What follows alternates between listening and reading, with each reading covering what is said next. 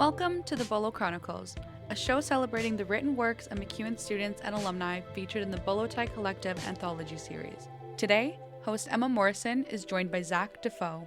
Zach is a poet, a multimedia artist, and a MacEwan student whose work invites us to take a closer look at the world around us. Zach shares why the act of trying and failing is just as important as the final piece. There are two really important pieces of advice I've been given throughout this program. Mm-hmm. One is from Jason Symington. Mm-hmm. He told me to fail hard. So the allegory of Icarus, Mm-hmm. the allegory of Icarus flying too close to the sun. Mm-hmm. There's two outcomes to that story. One is the one that we know. His wax wings melted and he plummeted into the ocean and died. The other, he didn't fly high enough and he just crashes in the ocean. And there's only one version of that story that's written down, right? So you have to do the thing. To get better at it, you got to do the thing. Shut your brain off, do the thing. Come back to it later. So, grab a cup of tea, get comfortable, and let's get right into today's episode. So to begin, would you like to tell me a bit about yourself and how you began your writing journey and how it has evolved? Oh boy, what a question. Yeah. Well, I'm a Edmonton-based kind of gun for hire. Yeah. I do multimedia content creation, and I work for the news production process as an operations generalist for City News. I also take on my own commercial clients for marketing endeavors or build feature pieces for platforms like the Gifted Gab that is also Edmonton-based, kind of, for now. I've been a poet for a very long time. So I started writing poetry like loosely the day I discovered it, that it existed. So I think probably like when I was 12 or 13, just writing random pieces. For me, like poetry has always been an act of like creative exorcism. You get some lines or word shapes stuck in your head and you need to put them on a page to work through those emotions and those feelings. Like it's a compulsion. Almost, in terms of poetry anyway. And then, I don't know, I started to learn more words, do more writing. There are harder or easier times in my life where I write more or less. Harder times I typically will write more because there's more processing to do. Right. And then easier times I will write a little bit less because I'm occupied with more concrete sort of things.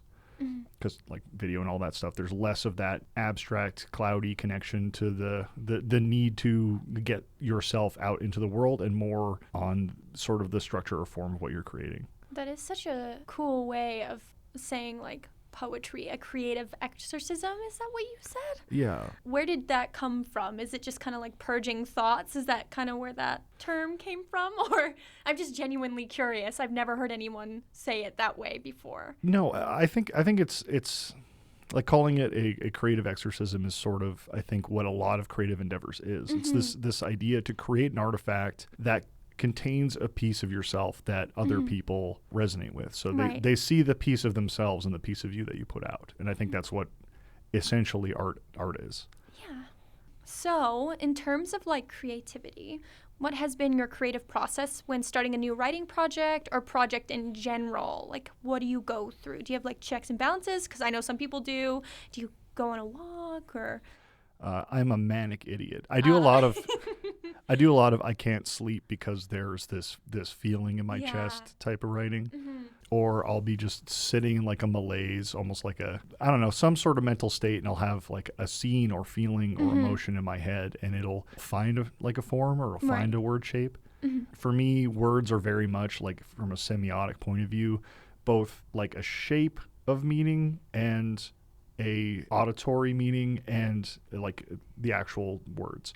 So it's like when I see like the beginning and end of a word, you feel it and you feel like that's the line. This is the one that perfectly captures it, and then I will build around it. So I actually ran a workshop during COVID. My friend Corrine Damas was willing to get me a grant to run it, and it's called Writing from the Inside Out. Oh, that's so interesting. Yeah. So one of the exercises is you find some words, you associate them somehow, and that's your line, and you put it in the middle of the page. And then you write above it and you write below it, and then you rearrange it according to that, and then you see what you get. So that is a lot less forethought than a lot of creative processes. Right. And that's kind of just, that's what works for me as a person. I try to stop thinking and tap into what I'm feeling and see what form fits and let that buck. because that suits the purpose of why I started writing. That is true. That is very true. I find that I'm more of like the go with the flow type of person sometimes. So I totally get that exercise. And then we thank our editors. Yes. Yes, we do. My second question is, what is your favorite sentence, paragraph, or part of your anthology piece, and why is it your favorite? That's a very difficult question. Yes, especially of like what we were talking about before. Waxing is probably my favorite of the two, just because that emotion has clung with me. This sort of alien animal form being constrained to like a sterile institution, being told what your name is, and living in denial of that. And yeah, so that image of like the antlered person, I think, it really sticks with me. I'd have to look at the piece. I don't remember most of it. That's okay. I just remember like the feelings and the images and some of the cadence, but not altogether what the thing is. Did you feel very liberated when you wrote that piece and it got published, or how did you feel like after you wrote it? I'm curious, just because of your writing process and what you view writing as.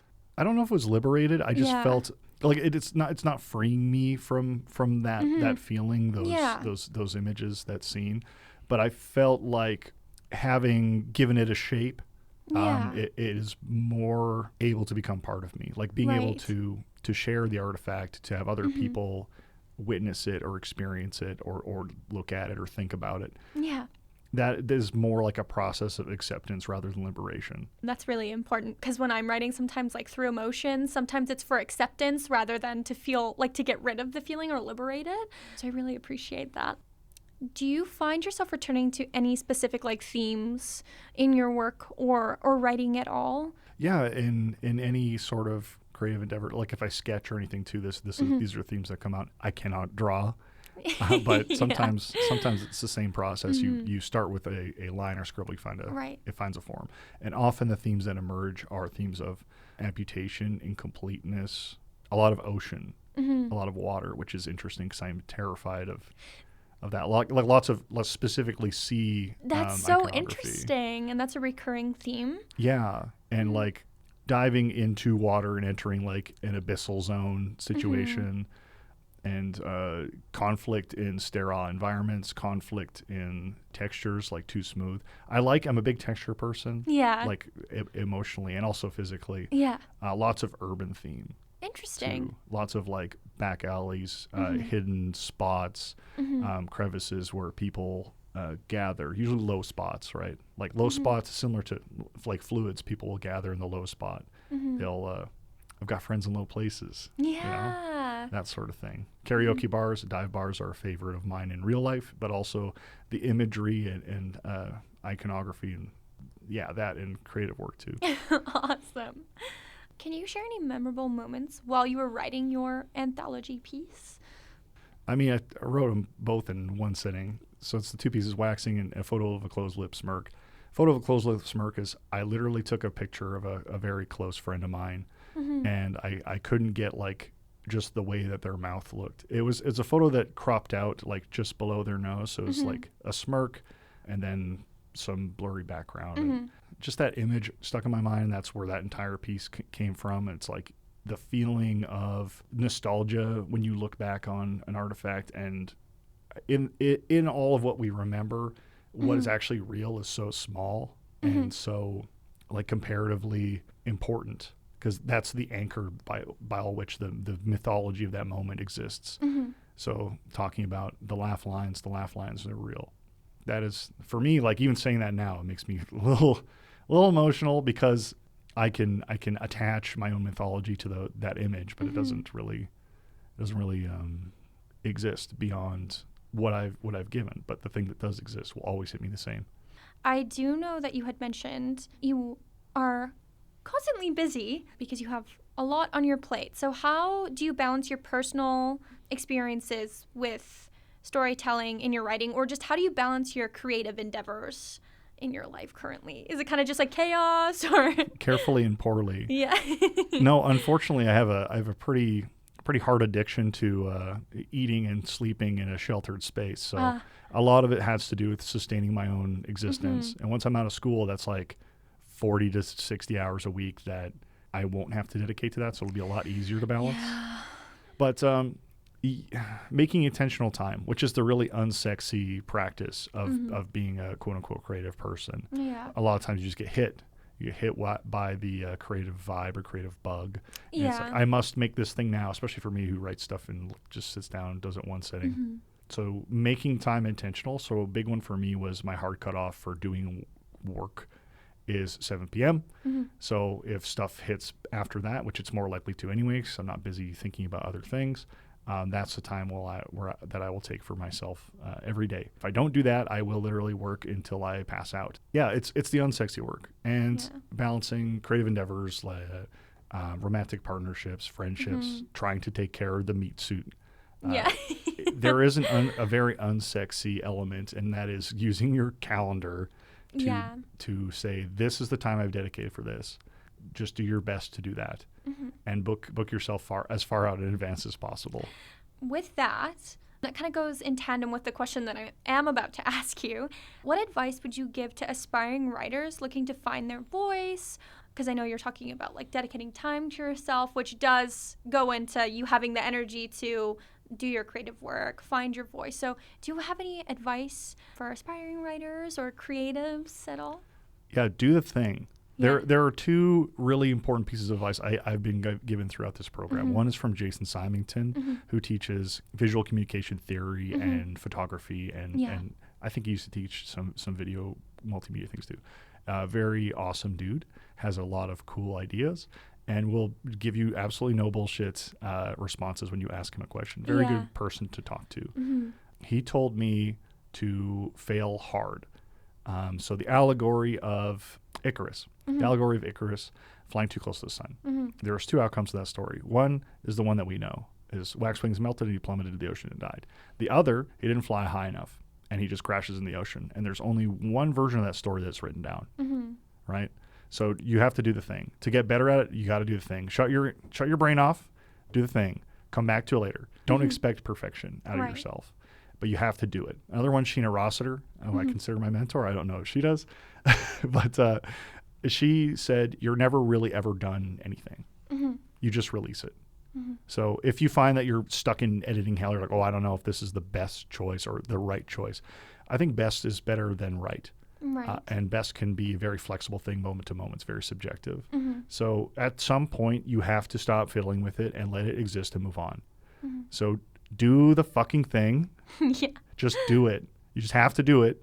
Don't worry about if it's perfect or good or the best it could possibly be. Just do the thing, release it, learn the lessons from it, and move on to the next thing.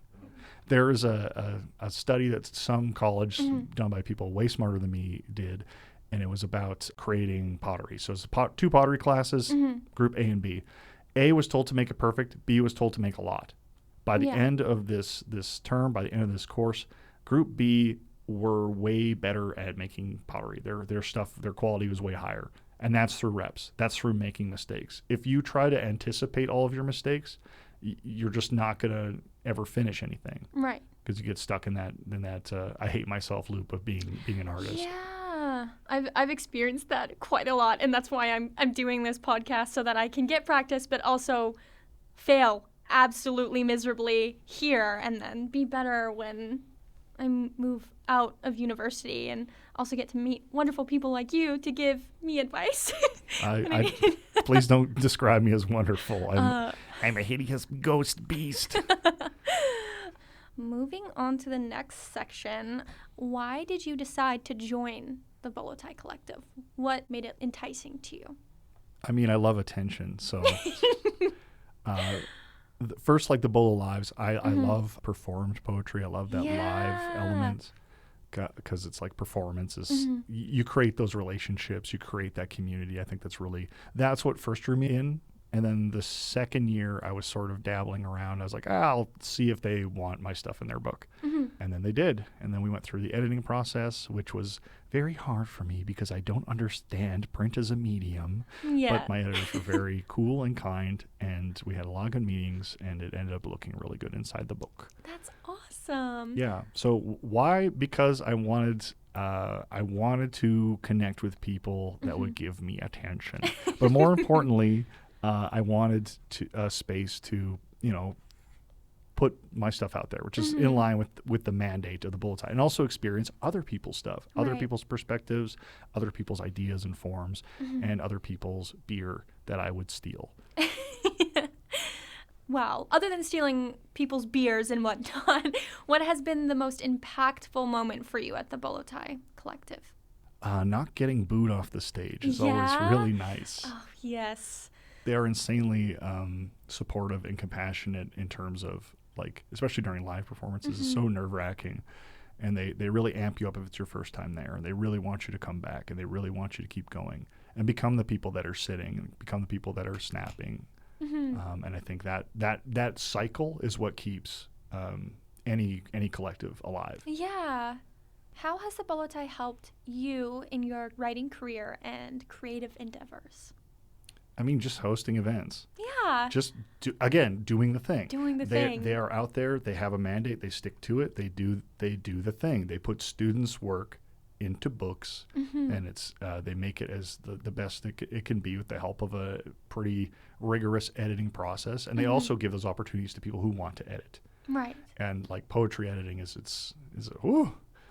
I personally couldn't do it. I'd be like, well, this is your piece, so it's going to stay this way forever. Yeah. It's about more than just writing. It's also the editing, a publishing process that people need to know if they care about print. Right. What authors have influenced your writing style, or book, or music, or art in general? You're going to be very upset with my answer here.